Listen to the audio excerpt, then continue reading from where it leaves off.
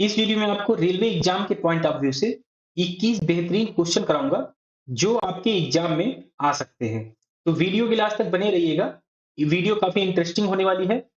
तो अभी तक चैनल आपने सब्सक्राइब नहीं किया है तो चैनल को सब्सक्राइब कर लीजिए और दोस्तों के साथ भी शेयर कर दीजिए। चलिए शुरुआत करता हूं पहले क्वेश्चन से। एक नंबर है ये, किस न्यूनतम संख्या को घटाया जाना चाहिए जिससे बची हुई संख्या 9 द्वारा विभाज्य हो। तो अगर हम इसको डिवाइड करेंगे तो काफी टाइम लगेगा। तो इसके लिए आपको 9 की डिविजिबिलिटी का रूल पता होना चाहिए। 9 की डिविजिबिलिटी का रूल क्या होता है? विभाज्यता का नियम। 9 की विभाज्यता का नियम होता है कि सभी अंक को आप जोड़िए जो इस नंबर में है। तो इसके सभी अंक को जोड़ लें तो ये हो जाएगा 7 4 11, 11 4 15, 15 9 24, 24 8 32, 32 और 7 39, 39 3 42 और 6 48। 48 9 से डिवाइड होना चाहिए। अगर हम इसमें देखें 9 बचे 45, अगर ये 45 होता तो नंबर डिवाइड हो जाती और ये 9 से डिविजिबल होती। तो इसमें अगर हम कितना घटा दें 45 बनाने के लिए, तो इसमें हमें घटाना पड़ेगा 3। तो इसमें से 3 घटाना पड़ेगा। तो लास्ट डिजिट ये जो 4 है, इसमें से अगर हम 3 घटा दें, 3 घटा दें तो इसके अंकों का जोड़ 45 हो जाएगा। तो यही पूछी गई है कि इसमें से हमें न्यूनतम संख्या बताइए कि क्या घटाएं जिससे ये पूरी की पूरी नंबर 9 से डिविजिबल हो जाए। तो इसमें से हमें 3 घटाना पड़ेगा। तो ये है ऑप्शन सी में, तो ऑप्शन सी करेक्ट हो जाएगा। नेक्स्ट क्वेश्चन बताता हूं। जब एक धनात्मक संख्या n है को 13 से विभाज्य किया जाता है तो शेषफल 11 बचता है। यदि 26 n को उसी भाजक द्वारा विभाजित किया जाए तो शेषफल क्या बचेगा, ये फाइंड करना है। तो एक नंबर n दिया हुआ है जिसे 13 से डिवाइड करते हैं तो उसका रिमाइंडर जो है, रिमाइंडर या कहें शेषफल, वो 11 बच रहा है।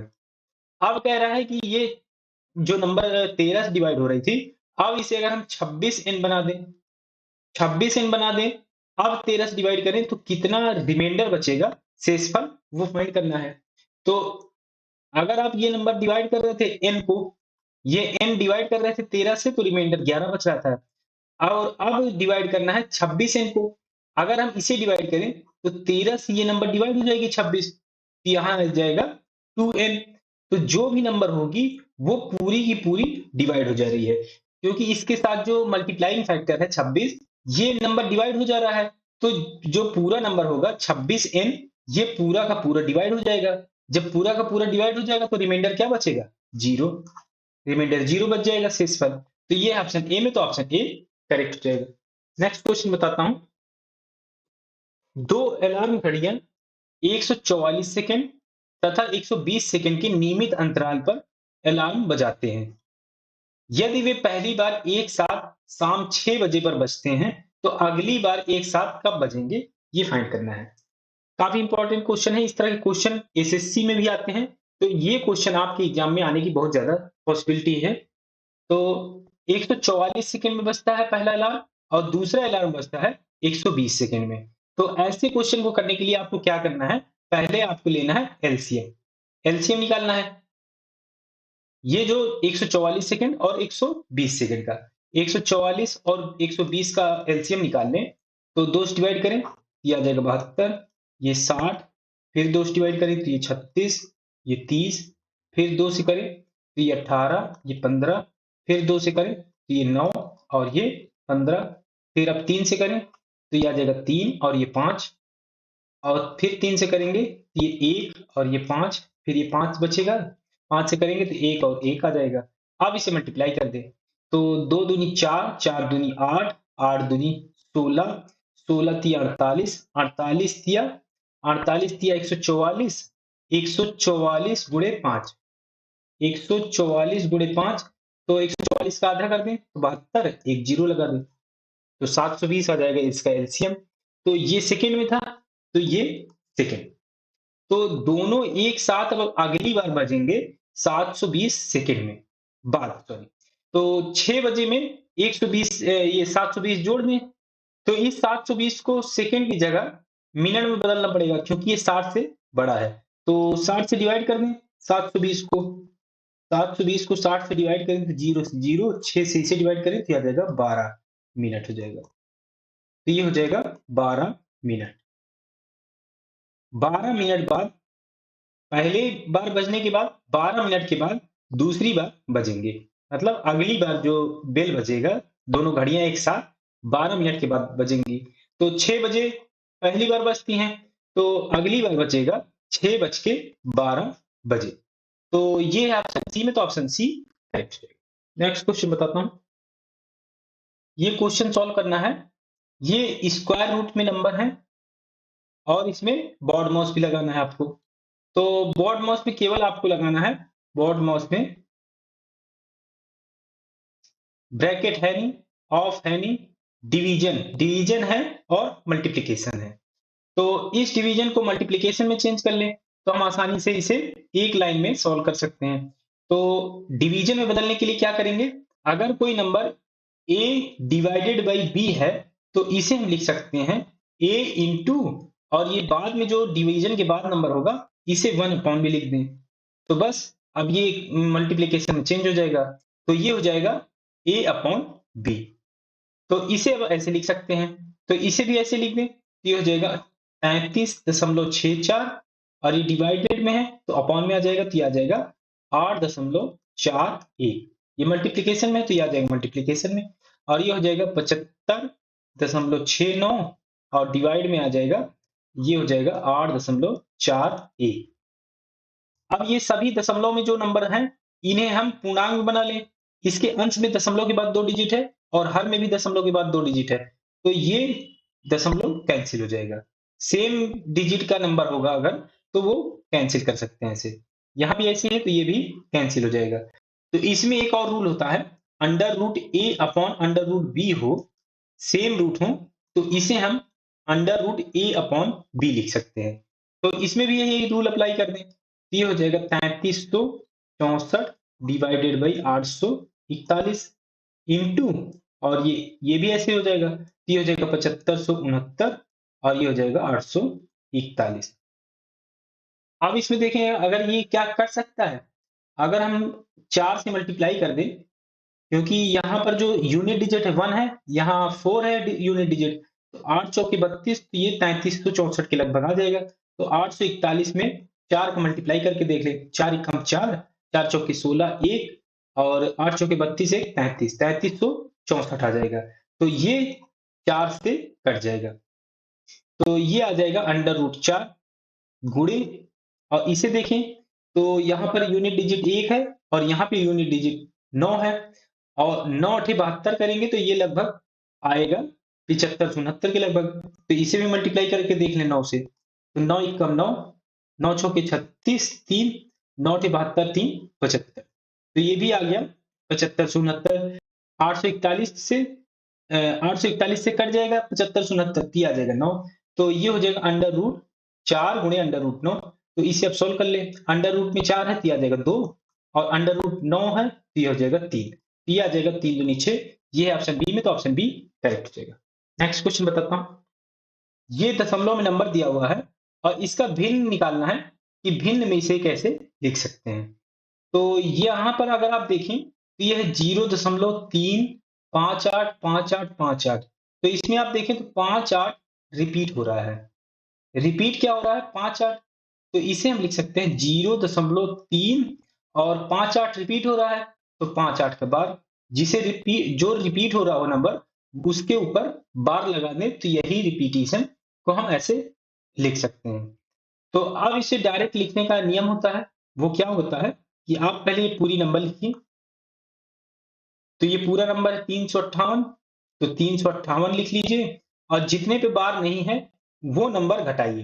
तो इसमें एक डिजिट में बार नहीं है तो यही नंबर घट जाएगा, तो ये आ जाएगा 3 अपॉन जितने पे बार है उतने तो 9, तो यहाँ पे 2 पे बार है तो 2 तो 9 आ जाएंगे, और जितने पे बार नहीं है उतने 0, तो यहाँ पर एक नंबर पे बार नहीं है तो ये आ जाएगा 0। अब इसे सॉल्व कर लें, 358 में से 3 घटेगा तो 355, और डिवाइडेड 990, 5 से और डिवाइड 70 है, तो 35 दूनी 70, 1 71, और इसे हम डिवाइड करें 5 से तो 99 गुणे 2 198 आ जाएगा, तो ये आ जाएगा 71/198।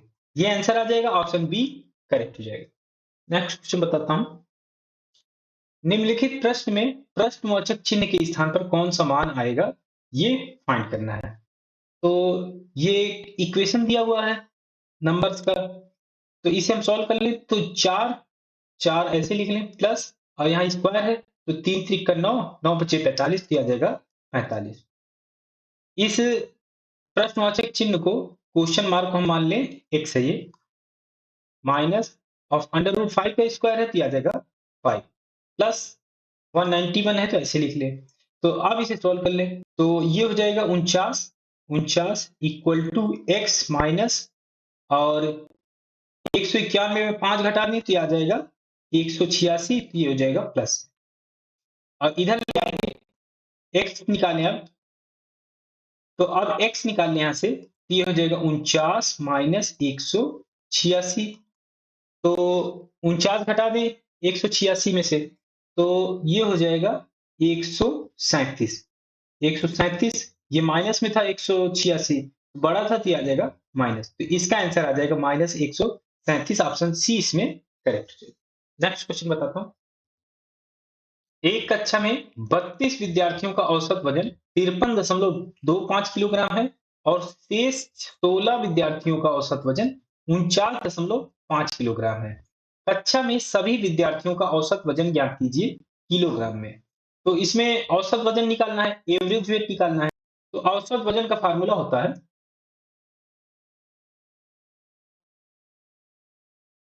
ये हो जाएगा सभी विद्यार्थियों का वजन, सभी का वजन, और डिवाइड करना पड़ेगा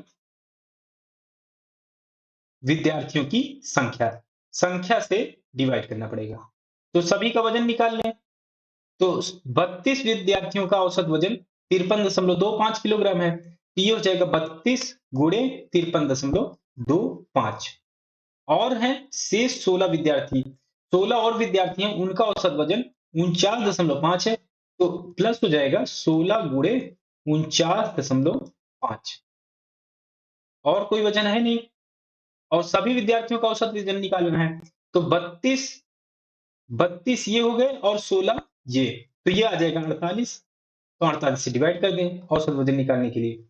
तो अब इसे सॉल्व कर ले, यहाँ देखें, यहाँ से हम 16 कॉमन ले सकते हैं क्योंकि यहाँ भी 16 है, तो 16 कॉमन ले लें यहाँ पे, ये आ जाएगा 2 गुणे 53.25, और यहाँ पे 16 कॉमन हो गया तो ये आ जाएगा 49.5, और ये है 48। 16 से ये डिवाइड हो जाएगा तो ये आ जाएगा 3।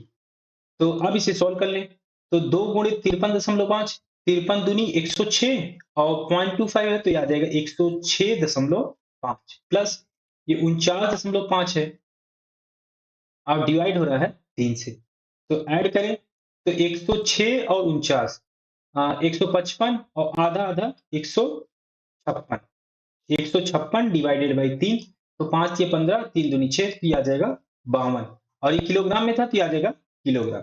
तो जो औसत वजन आएगा सभी का, वो आ जाएगा 52 किलोग्राम। ये है ऑप्शन डी में, तो ऑप्शन डी करेक्ट हो जाएगा। नेक्स्ट क्वेश्चन बताता हूं। तीन संख्याएं, तीन संख्या का अनुपात दिया हुआ है, यदि तीसरी संख्या के 3 गुना, तीसरी संख्या क्या होगी, ये पहली होगी, ये सेकंड होगी, ये थर्ड होगी। तीसरी संख्या ये हो गई, तो तीसरी संख्या के 3 गुना, तो अगर इनका मल्टीप्लायर, ये अनुपात दिया हुआ है 21:23, इसका अगर मल्टीप्लायर x मान लें, तो पहली संख्या हो जाएगी 19x, दूसरी हो जाएगी 21x, और तीसरी हो जाएगी 23x।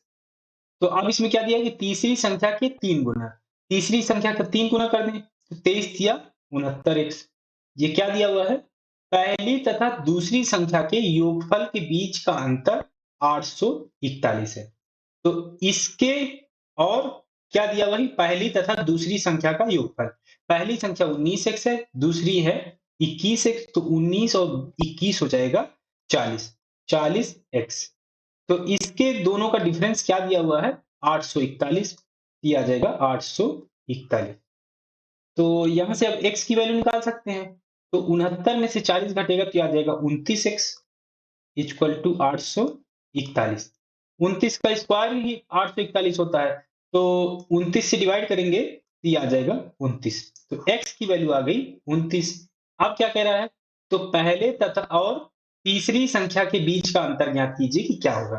पहली संख्या है 19x और तीसरी तीसरी संख्या है 23x। तो 23 और 19x के बीच का अंतर निकालना है, तो जो बड़ी होगी उसमें से घटा दें। तो 23 में से 19 घटेगा तो ये आ जाएगा 4x। इसकी वैल्यू फाइंड करनी है। तो x की वैल्यू यहाँ से निकाल रखे हैं 29, तो यहाँ पे मल्टीप्लाई कर दें। तो 25 होता, 25 चौके 100, 4 ज्यादा है तो 4 चौके 16, तो 116 हो जाएगा। तो ये ऑप्शन ए में ऑप्शन ए करेक्ट हो जाएगा। नेक्स्ट क्वेश्चन बताता हूँ। एक विज्ञान मंच में भाग लेने के लिए पंजीकृत छात्रों के एक समूह की औसत आयु 17 वर्ष है। एक समूह की औसत आयु दिया है कि 17 वर्ष है। 16 साल की औसत उम्र वाले 10 नए छात्र मंच से जुड़ते हैं, जिसकी वजह से सभी छात्रों की औसत उम्र 16.5 साल में परिवर्तित हो जाती है। छात्रों की प्रारंभिक संख्या ज्ञात करें जिन्होंने मंच के लिए पंजीकरण किया था। तो प्रारंभिक संख्या ज्ञात करनी है, तो एक्स हमें मान लेते हैं ये एक्स है, तो एक्स हमें फाइंड करना है। इस क्वेश्चन में दिया हुआ है कि पंजीकृत छात्रों के एक समूह की औसत आयु 17 वर्ष है। तो सभी की उम्र निकालने, जो समूह की उम्र का योग योग निकाल लें। योग निकालने के लिए क्या करना पड़ेगा? औसत आयु 17 और टोटल में संख्या कितनी है पंजीकृत छात्रों की, ये माना है एक्स, तो एक्स से मल्टीप्लाई, ये आ जाएगा 17x।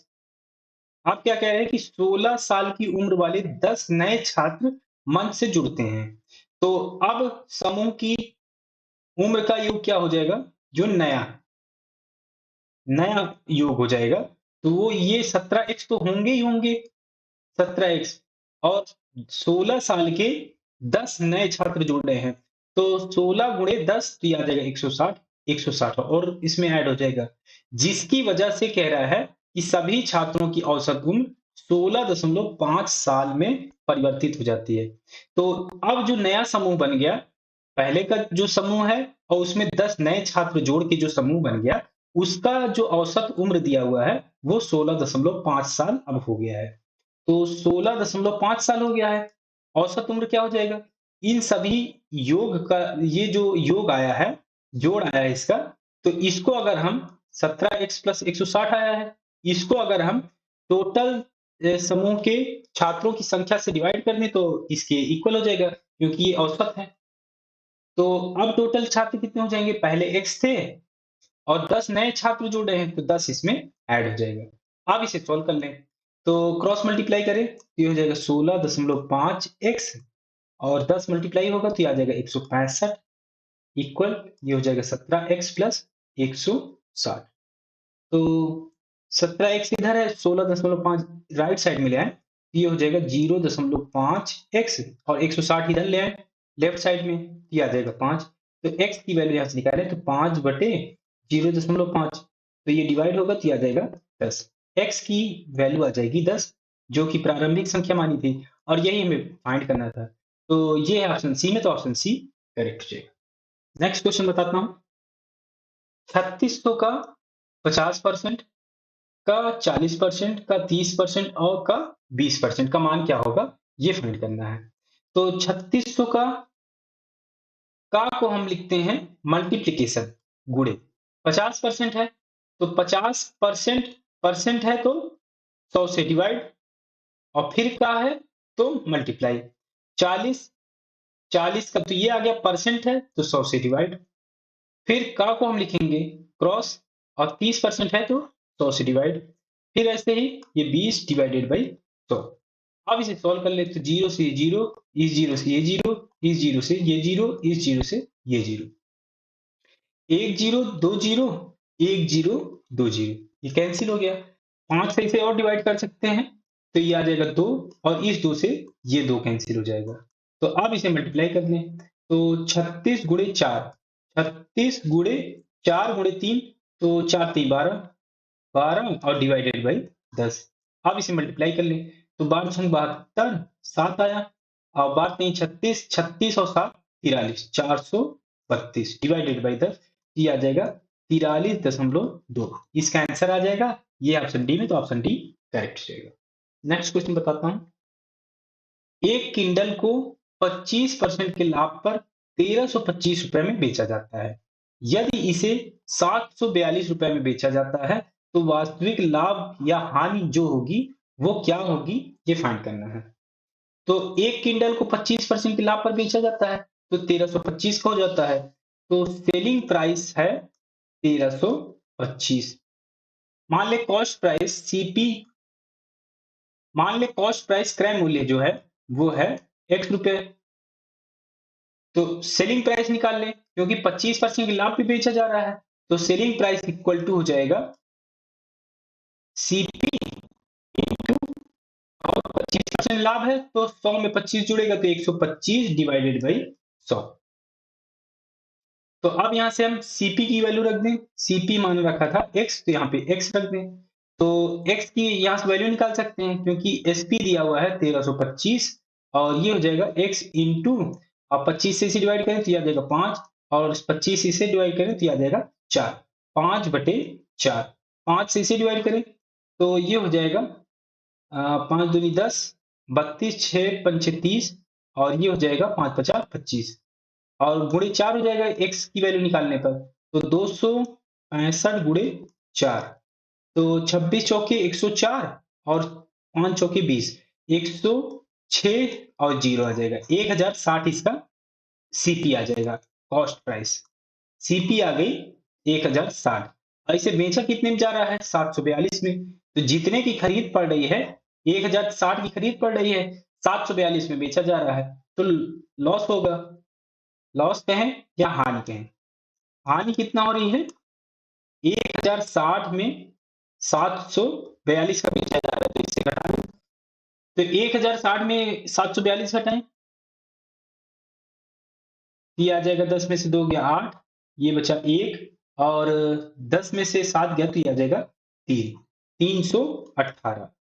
318 रुपए उसको हानि हुई, और ये परसेंटेज में दिया हुआ है ऑप्शंस में, तो इसे परसेंटेज लॉस निकालने हानि, तो ये हो जाएगा 318, और कितने में हो रहा था सीपी इसका 1060 था, और परसेंटेज में निकालना है तो 100 से मल्टीप्लाई। तो 0 से 0 कैंसिल हो जाएगा, और ये 106 है और ये 318 है, तो 3 बार से ये डिवाइड हो जाएगा, ये आ जाएगा 3। तो 10 या 30, ये आ जाएगा 30%। 30% का लॉस होगा, या कहें हानि हो गया। तो ये है ऑप्शन डी में, तो ऑप्शन डी करेक्ट है। नेक्स्ट क्वेश्चन बताता हूं। ए ने एक वस्तु खरीदी और इसकी मरम्मत पर 550 रुपए खर्च किए। फिर उसने इसे 10% लाभ पर बी को बेच दिया। तो मान ले कोई वस्तु है जिसे x रुपए पे खरीदा गया और इसकी मरम्मत पर 550 रुपए खर्च किए गए। तो अब ए को कितने की पड़ी, x की खरीदा था उसने और मरम्मत पे 550 रुपए खर्च कर दिए, तो उसको पड़ी, उसको जो सीपी पड़ी कॉस्ट प्राइस, वो होगी x प्लस 550, इतने में उसको पड़ी। अब कह रहा है कि उसने इसे 10% के लाभ पर बेच दिया, तो 10% का लाभ हो रहा है, तो 110 डिवाइडेड बाई 100, ये आ जाएगा सेलिंग प्राइस जो उसने बी को बेचा है। अब कह रहा है कि बी ने इसे 20% हानि पर सी को बेच दिया। तो अगर ये उसके लिए कॉस्ट प्राइस थी, क्योंकि बी ने तो इतने पे खरीदा है, ये पूरे वैल्यू पे, अब इसे 20% की हानि हो रही है। तो 20% की हानि हो रही है, तो 100 में 20 घटा दें तो आ जाएगा 80, और परसेंटेज में है तो 100 से डिवाइड। अब कह रही है सी को बेच दिया बी ने। अब ये कह रहा है अंततः सी ने इसे 30% लाभ पर बेचा। कितने पे खरीदा उसने सी ने, ये खरीदा इस वैल्यू पे, ये पूरी वैल्यू पे इसने सी ने खरीदा है। अब ये 30% के लाभ पर 6864 रुपए में बेच दिया इसने।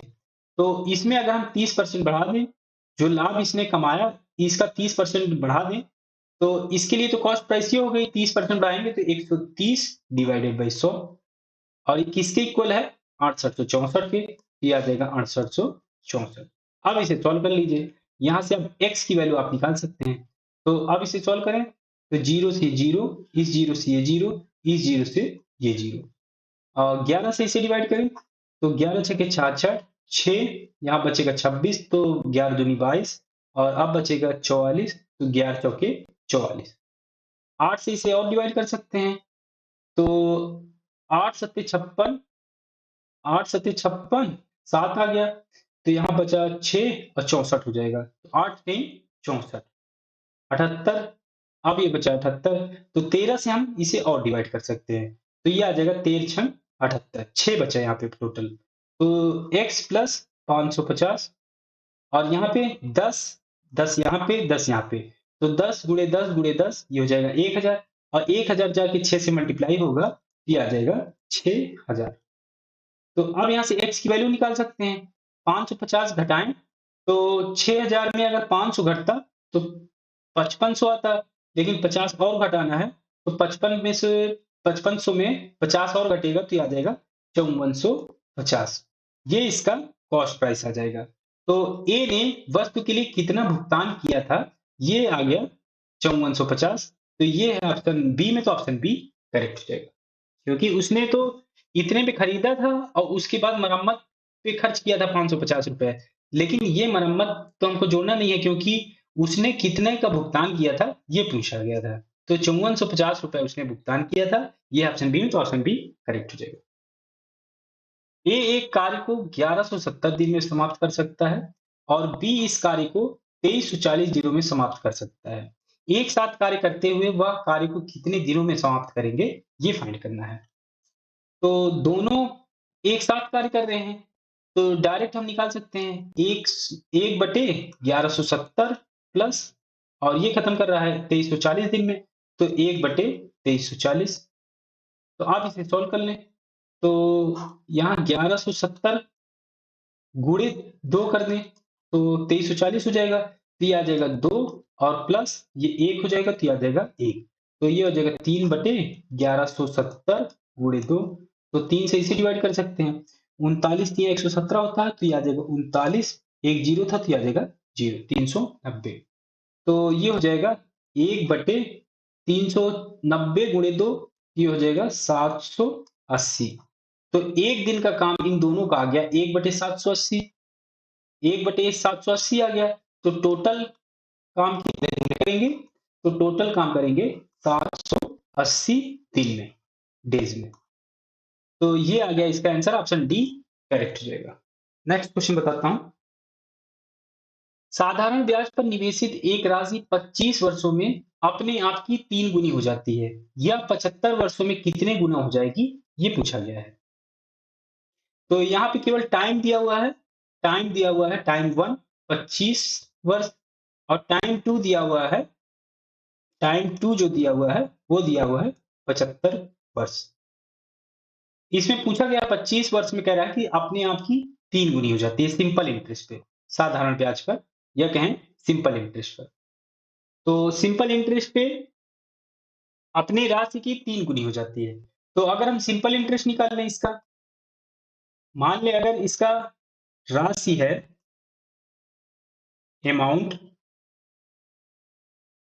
अगर P है प्रिंसिपल, P है, तो सिंपल इंटरेस्ट क्या हो जाएगी, 3 गुना हो रही है, तो 3P हो जाएगी 25 साल बाद। और अगर इसमें से हम इसकी राशि निकाल दें प्रिंसिपल, तो ये आ जाएगा 2P। तो सिंपल इंटरेस्ट मिलेगा 25 साल में 2P के बराबर। और सिंपल इंटरेस्ट का फार्मूला होता है P into R into T upon 100। तो यहां से इसकी वैल्यू रख दें, P को प्रिंसिपल हमने P माना है, तो P इंटरेस्ट रेट दिया नहीं हुआ है, तो इसे आर ही, और टाइम दिया हुआ है कि 25 साल, 25, और ये है 100। सिंपल इंटरेस्ट क्या था, ये है 2P, यहाँ पे 2P निकाला था, तो 2P के इक्वल कर दें, तो 2P इक्वल टू हो जाएगा P into R into 25 divided by 100। तो इसमें हमें फाइंड करना है कि 75 वर्ष में कितने गुना हो जाएगी, 75 साल का इसमें निकालना है। तो प्रिंसिपल तो वही रहेगा, इंटरेस्ट रेट भी वही रहेगा, और केवल डिफरेंस जो आएगा वो आएगा टाइम में, इस 25 में डिफरेंस आ जाएगा।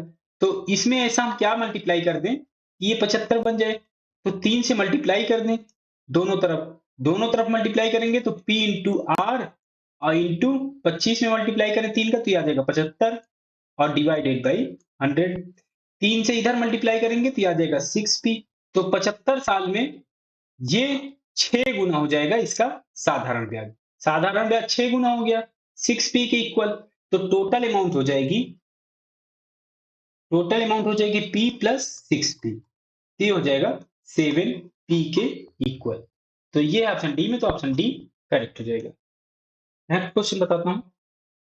एक ट्रेन अमृतसर से कांगड़ा तक 96 किलोमीटर प्रति घंटे की गति से चलती है और 98 किलोमीटर प्रति घंटे की गति से वापस आती है। यदि कुल 194 घंटे लगते हैं तो अमृतसर और कांगड़ा के बीच की दूरी ज्ञात कीजिए, किलोमीटर में क्या होगी। तो दूरी हमें फाइंड करनी है। दूरी मान लेते हैं x है, x दूरी है। तो x दूरी तय करता है 96 किलोमीटर प्रति घंटे के हिसाब से। तो x बटे 96 ये आ जाएगा समय, और 98 किलोमीटर प्रति घंटे की गति से वापस आती है ट्रेन। तो x अपॉन 98 कर दें तो ये वापस आने का समय आ जाएगा। ये जाने का समय और ये वापस आने का समय, ये आ जाएगा। और इनका जो दिया हुआ है समय कि कुल यात्रा में 194 घंटे लगते हैं। तो इन दोनों को अगर हम ऐड कर दें तो ये हो जाएगा 194 के इक्वल। ये 194 के इक्वल हो जाएगा। तो अब इसे सॉल्व कर लें। x की वैल्यू चाहिए, केवल एक अननोन है तो यहां से हम निकाल सकते हैं।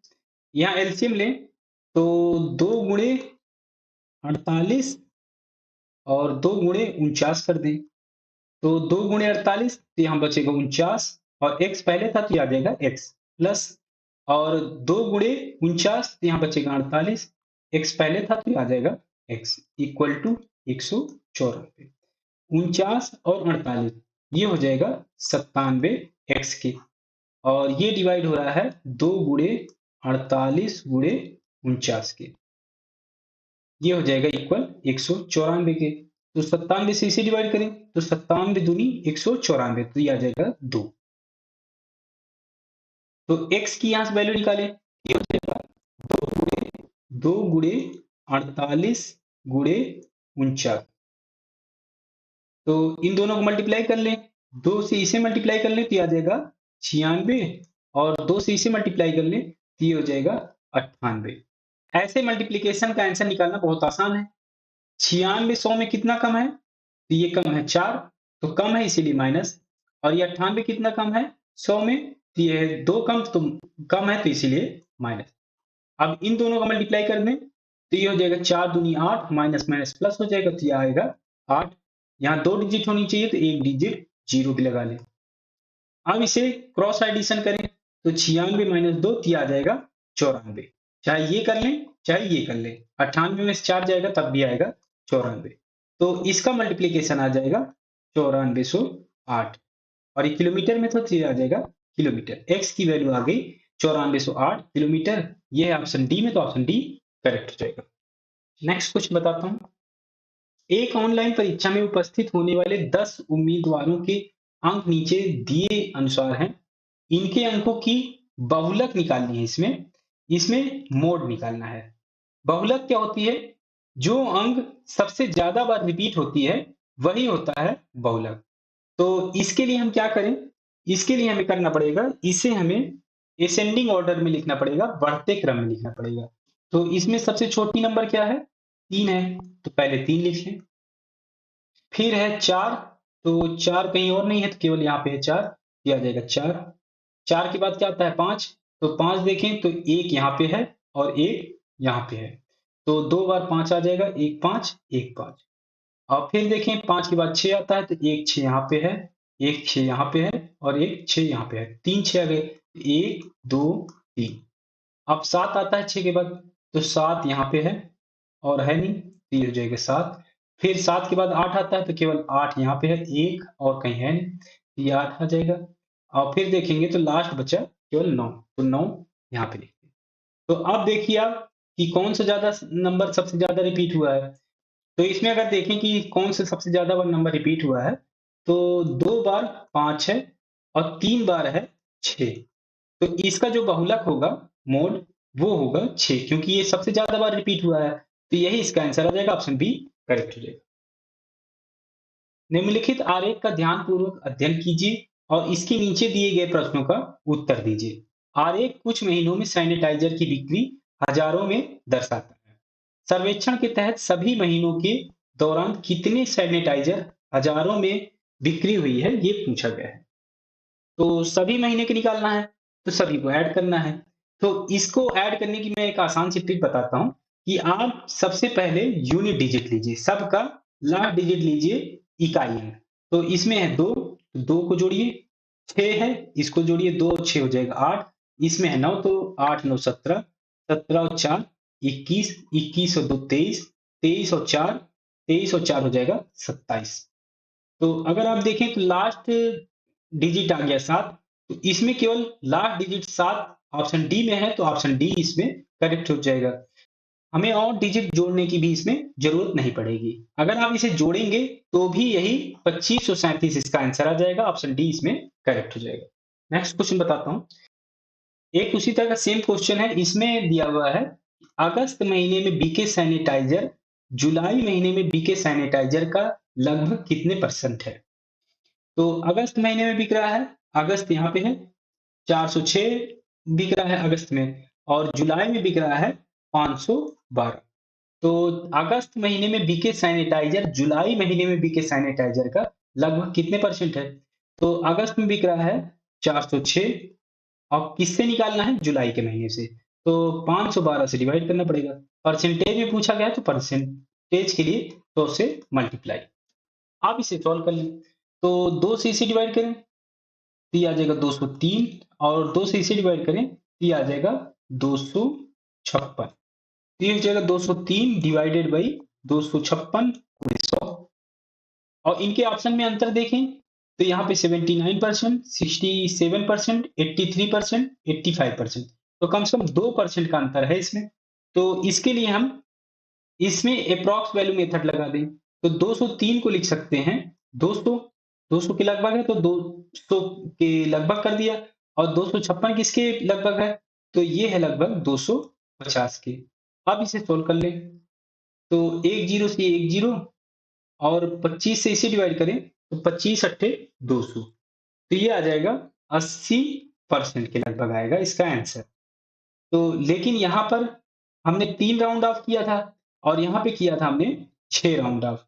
तो जो नंबर आता, अगर हम एक्चुअल कैलकुलेट करते तो यहाँ पर जो नंबर आता वो इससे डिवाइड हो रहा था, बड़े नंबर से डिवाइड हो रहा होता, तो 80% से कम आता। जो भी वैल्यू आती 80% से कम आती, कुछ कम आती, लेकिन एग्जैक्ट तो हमने निकाला नहीं, केवल अप्रॉक्स वैल्यू निकाला है। तो 80% से कम आती, तो अगर आप देखें और इसके नजदीक कौन सा है 80% के नजदीक जो कम है, तो ये है ऑप्शन ए में 79%, तो यही ऑप्शन करेक्ट हो जाएगा। आप ऐसे अप्रॉक्स वैल्यू मेथड से भी निकाल सकते हैं ऐसे आंसर। उस शंकु का वक्रपृष्ठ क्षेत्रफल ज्ञात कीजिए जिसकी त्रिज्या 13 सेंटीमीटर है, आर दिया हुआ है 13 सेंटीमीटर, और तिर्यक ऊंचाई दिया हुआ है स्लैंट हाइट एल दिया हुआ है 21 सेंटीमीटर। इसमें क्या निकालना है, कर्व सरफेस एरिया। इसका डायरेक्ट फार्मूला होता है सी एस ए का, शंकु है कोण, तो इसका फार्मूला होता है पाई आर एल। पाई की वैल्यू 22/7, आर की वैल्यू 13 दिया हुआ है, एल की वैल्यू 21 है। अब इसे सॉल्व कर लें, 7 से ये कटेगा तो ये आ जाएगा 3, और ये हो जाएगा 22 गुणे 13 39, तो ये 39। इसमें 22 का मल्टीप्लाई करते हैं। अब अगर आपको 22 का पहाड़ा नहीं याद है या कंफ्यूजन है तो आप 11 में बदल दीजिए, तो 11 गुणे 2 मल्टीप्लाई होगा तो इसमें मल्टीप्लाई कर दीजिए, तो 39 दूनी 78, 11 से आप मल्टीप्लाई कर दीजिए, तो 11 अट्ठे 88, 8 बचा, 11 सते 77, 77 और 8 बचा था तो ये आ जाएगा 85, 858, और सेंटीमीटर में था तो ये सेंटीमीटर स्क्वायर। तो ये है ऑप्शन डी में, तो ऑप्शन डी करेक्ट रहेगा। 3 पाइप ए, बी और सी 138 घंटे में एक टंकी को भर सकते हैं। 46 घंटे तक एक साथ कार्य करने के बाद 46 घंटे तक ए, बी, सी तीनों एक साथ काम कर रहे हैं। तो इसका पार्ट निकाल लें, तो 46 डिवाइडेड बाई 138, क्योंकि 46 घंटे एक साथ काम किए हैं, और 138 घंटे में टोटल टंकी भर सकते थे, तो 138 से डिवाइड कर दिए। तो इसे हम सॉल्व करें तो 46 या 138 हो जाएगा। तो ये आ जाएगा 1/3। 1/3 टैंक फुल हो चुकी है, 1/3 टैंक फुल हो चुकी है। अब क्या कह रहा है कि सी को बंद कर दिया जाता है और ए और बी शेष भाग को 138 घंटे में भर सकते हैं। तो 1/3 टैंक तो पहले ही भर गई जब तीनों काम कर रहे थे मिलके। तो अब बची केवल 2/3 टैंक। ये कितने टाइम में भरा जा रहा है? 138 घंटे में। घंटे को आवर्स में लिख लें। तो अगर 2/3 में टैंक भरने के लिए 138 घंटे लगते हैं, तो पूरी टैंक या कहें कि एक टैंक भरने के लिए कितना टाइम लगेगा? 138 और ये इनवर्स करके मल्टीप्लाई कर दें तो 3/2। 2 से ये डिवाइड होगा तो अगर ये 140 होता तो 70, ये आ जाएगा 69। तो ये हो जाएगा 9 त्रिक 27, 2 6 त्रिक 18 और 2 20, 207 आ जाएगा कि पूरी टंकी भरने में लगेगा ए और बी को। ए और बी को लगेगा 207 घंटे, 207 आवर्स लगेंगे ए और बी को भरने में। टंकी को भरने के लिए अकेले सी द्वारा लिए गए घंटे की संख्या ज्ञात कीजिए कि क्या होगी। और सी का निकालना है। मान ले सी भरता है सी घंटे में, तो 1/c इक्वल हो जाएगा ए बी सी 138 घंटे में भरते हैं, तो ये हो जाएगा 1/138 और ए और बी मिलके भरते हैं 207 घंटे में, तो -1/207। आप इसे सोल्व कर लें। इसका एलसीएम निकालें तो 69 गुणे 2, 2 गुणे 69 और ये हो जाएगा 69 गुणे 3, 69 गुणे 3। तो यहाँ पे 2 गुणे 69 है तो यहाँ पे 3 माइनस और यहाँ पे 3 गुणे 69 है तो ये आ जाएगा 2। तो ये आ जाएगा 1/69 गुणे 2 गुणे 3, तो ये आ जाएगा 69 गुणे 6। तो अब इसे सोल्व कर लें तो 9 छके 54, 4 और बचा 5, तो 6 छंग 36 और 5 41, 414। तो सी आ जाएगा 414 घंटे लगेंगे इसको पूरी टंकी भरने के लिए अकेले। तो ये है ऑप्शन ए में, तो ऑप्शन ए करेक्ट हो जाएगा। नेक्स्ट क्वेश्चन बताता हूं। 2 अंकों का योगफल 12 है। मान लो 2 अंक हैं ए और बी, तो 2 अंकों का योगफल 12 दिया हुआ है तो a प्लस बी की वैल्यू आ जाएगी 12 और उनके व्युत्क्रम का योगफल 4/9 है। 1/a प्लस 1/b हो जाएगा 4/9। तो यहां से एलसीएम ले तो ये आ जाएगा ए बी और ये हो जाएगा बी प्लस ए, ये हो जाएगा 4 ये 9 है सॉरी, तो ये आ जाएगा 4/9 के। ए प्लस बी की वैल्यू यहाँ पे 12 दी हुई है तो यहाँ पे रख दें, तो ये आ जाएगा 12/a plus a b equal to 4/9। तो 4 से इसे डिवाइड करें तो ये आ जाएगा 3, ये आ जाएगा 1, क्रॉस मल्टीप्लाई कर दें तो 9 त्रिक 27, तो ए बी की वैल्यू आ जाएगी 27। तो हमारे पास दो वैल्यू है a plus b equal to 12 और ए बी इक्वल टू 27। तो इसके लिए आपको कॉम्बिनेशन मेथड यूज करना पड़ेगा। तो ऐसी क्या वैल्यू हो सकती है कि a plus b equal to 12 हो और ए बी इक्वल टू 27 हो। तो a की वैल्यू अगर हम 9 ले लें और b की वैल्यू 3 ले लें तो 9 त्रिक 27 हो जाएगा और ये 9 प्लस 3 हो जाएगा 12, एडिशन 12 आ जाएगा और मल्टीप्लीकेशन उसका 27 आ जाएगा। तो इसमें बड़ा अंक ही पूछा गया है, बड़ा अंक ही पूछा गया है। तो एक वैल्यू आ जाएगी 9 और एक वैल्यू आ जाएगी 3। तो इसमें बड़ा पूछा गया तो बड़ा यही आएगा 9। तो ये है ऑप्शन ए में, तो ऑप्शन ए करेक्ट हो जाएगा। तो इस वीडियो में मैंने आपको 21 क्वेश्चन करवाए हैं जो एग्जाम में आ सकते हैं, तो इनकी आप प्रैक्टिस करिए और कोई भी क्वेश्चन में अगर आपको डाउट हो तो आप मुझसे पूछिए, मैं फिर से आपको बताऊंगा। तो मिलते हैं नए वीडियो के साथ। अगर ये वीडियो आपको अच्छी लगी हो तो लाइक करिए, दोस्तों के साथ शेयर करिए और सब्सक्राइब जरूर कर लीजिए। साथ ही साथ बेल आइकन जरूर दबाइए जिससे जो भी वीडियो आए आपको नोटिफिकेशन जरूर मिल जाए।